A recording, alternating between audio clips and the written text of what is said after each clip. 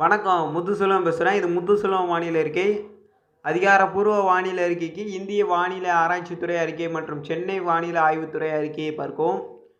2020 August 12 5 மணி வானிலை அறிக்கை. தற்போதைய வானிலை அறிக்கையின்படி நீண்டகால வானிலை அறிக்கையாக வருகின்ற ஆகஸ்ட் 20ஆம் தேதியில் வங்கக்கடல் பகுதியில், அதாவது அந்தமான் நிக்கோபாருக்கு ஒட்டி உள்ள பகுதிகளில், அதை புவனேஸ்வரை ஒட்டி அதை ஒட்டி உள்ள பகுதிகள் கடற்பகுதியில் ஒரு காற்று சுழற்சியும் மற்றும் குமரிக்கடல் மற்றும் மன்னார் வளைகுடா பகுதிகளில் ஒரு சிறப்பான ஒரு காற்று சுழற்சி அமைய போது ஒட்டுமொத்த தமிழகத்திற்கும் கனமழையை கொடுக்கும் வகையில் அந்த சிஸ்டம் அமைகிறது. அது எங்கன்னா இந்த காமிக்கிறேன், நல்லா ஜூம் பண்ணி பாருங்கள். ஜூம் பண்ணி காமிக்கிறேன். இந்த பகுதி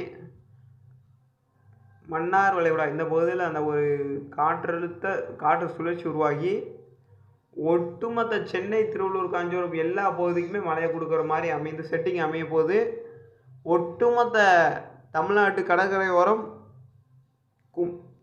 ஒட்டுமொத்த தமிழகத்திற்கும் முதல்ல எடுத்தெடுப்புலே மழை கொடுக்காம 19ஆம் தேதி ஓரளவுக்கு ஒரு சில இடங்கள், ஒரு 10 இடங்களில் 19ஆம் தேதி மழை பெய்யுதுன்னா 20ஆம் தேதி ஒரு 40 இடங்களில் மழை பெய்கிற மாதிரி அமையும். 21ஆம் தேதி ஒரு 80 இடத்துல, தமிழகத்தில் இருக்கிற 80 இடத்துல மழை பெய்கிற மாதிரி இருக்கும். 22ஆம் தேதி தமிழகம் முழுவதுமே மழை பெய்கிற மாதிரி அமைஞ்சிடும். எவ்வித மாற்றம் இல்லை. ஆனால் என்ன, ஒரு இடத்துல மழை பெய்யும் போது உங்கள் இடத்துல ஒதுக்கியிருக்கும், ஆனால் கண்டிப்பாக வந்துவிடும். இந்த மாதிரி செட்டிங்ஸில் அமைய போகுது. இதனால் தூத்துக்குடி, திருநெல்வேலி, கன்னியாகுமரி, ராமநாதபுரம் உள்ளிட்ட அநேக மாவட்டங்களிலும் மழை இருக்குது. எந்தவித மாற்றமும் இல்லை. நீண்டகால வானிலை அறிக்கையில் எவ்வித மாற்றமும் இல்லை. மற்றும் இன்று காலையில் நம்மளுக்கு எதிராக செயல்படுறாங்கன்னு சொல்லியிருப்பேன். அவர்களுக்கும் ஒரு வேண்டுகோள் என்னவென்றால், என்னுடைய வானிலை அறிக்கையை பார்க்கும்போது நான் யாருடைய வானிலை அறிக்கையும் காப்பி அடித்து சொல்லலை, அதை சொல்லிக்கிறேன் இன்னொரு வாட்டி.